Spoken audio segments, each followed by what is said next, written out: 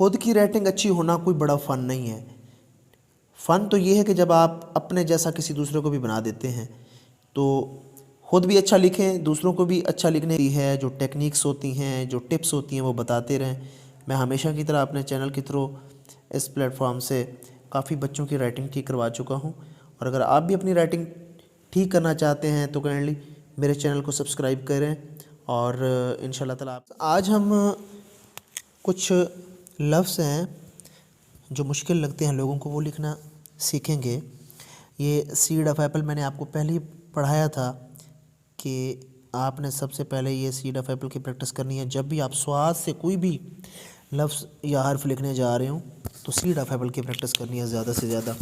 जो लोग ball pen से लिखते हैं तो उनको ये कहूँगा कि आपने सॉफ्ट हैंड का यूज़ करना है। बॉल पेन के ऊपर ज़्यादा दबाव नहीं देना, पेपर को पता ना चले कि मेरे पे लिखा जा रहा है। ठीक है, देखिए सीड ऑफ एप्पल तो यहाँ पढ़ ही रहे।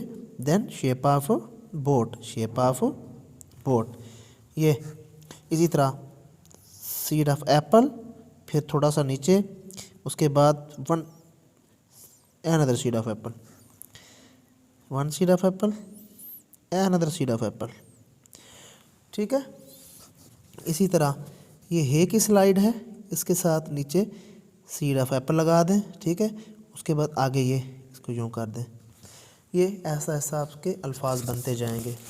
मार्कर से लिखना चाहते हैं तो बड़े फ़ॉन्ट में गौर से देखिएगा, ये सीड ऑफ एप्पल।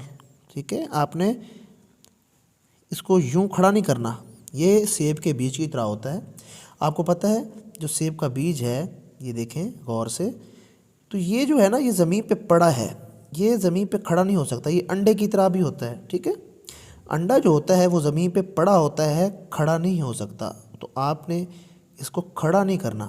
ठीक हो गया, ये नीचे जगह छोड़नी नहीं है, ये रोड पे पड़ा हो, रोड पे पड़ा हो, यानी लाइन पे पड़ा होना चाहिए। ओके, तो इसी तरह वन सीड ऑफ एप्पल, और उसके साथ आप लोग जब ये लगाते हैं अपना हे जो होता है, मैंने आपको हे का तरीका भी बताया था कि वो बहुत से लोग जो है ना क्या कर देते हैं, ये जो नीचे जगह है ना ये छोड़ते नहीं हैं।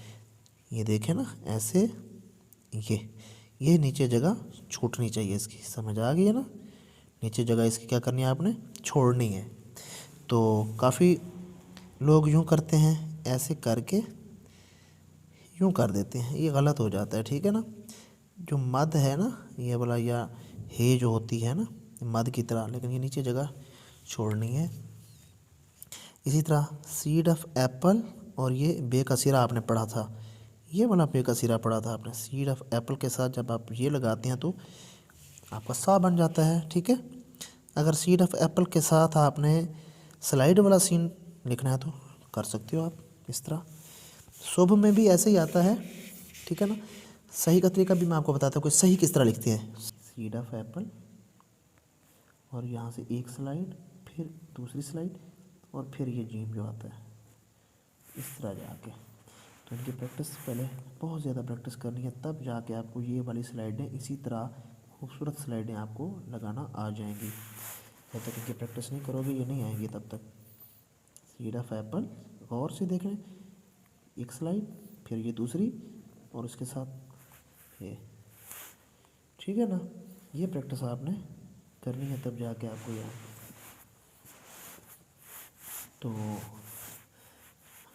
सीड ऑफ एप्पल की ज़्यादा से ज़्यादा प्रैक्टिस करनी है। आज का जो टॉपिक था ना वो ज़्यादातर मैंने फोकस इसी सीड ऑफ एप्पल के ऊपर कराया कि इसकी प्रैक्टिस आपको आनी चाहिए, ये लिखना आना चाहिए आपको।